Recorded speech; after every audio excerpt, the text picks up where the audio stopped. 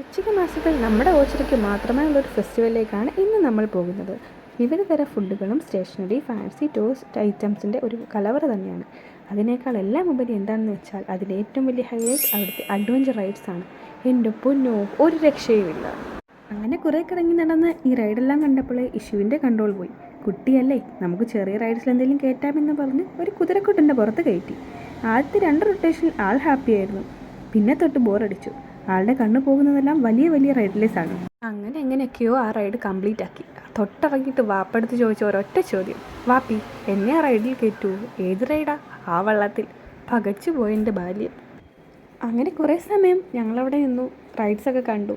പിന്നെ നേരെ പോയത് അവിടുത്തെ സ്പെഷ്യൽ ഡിഷ് കഴിക്കാനാണ്. അതൊന്നുമില്ല, കടല കൊണ്ടുള്ളൊരു ഐറ്റം. ഞങ്ങളത് വാങ്ങി. ഇഷ്യുവിന് ഇഷ്ടപ്പെട്ടത് ആരോ യൂട്യൂബിൽ കഴിക്കുന്നത് കണ്ടെന്ന് പറഞ്ഞ് ഒരു ചോളം. അവളത് വാങ്ങി കഴിച്ചു. നേരെ വന്നപ്പോൾ ദാ നിൽക്കുന്നടാ ഒരു ബലൂണും കൊണ്ടൊരാൾ.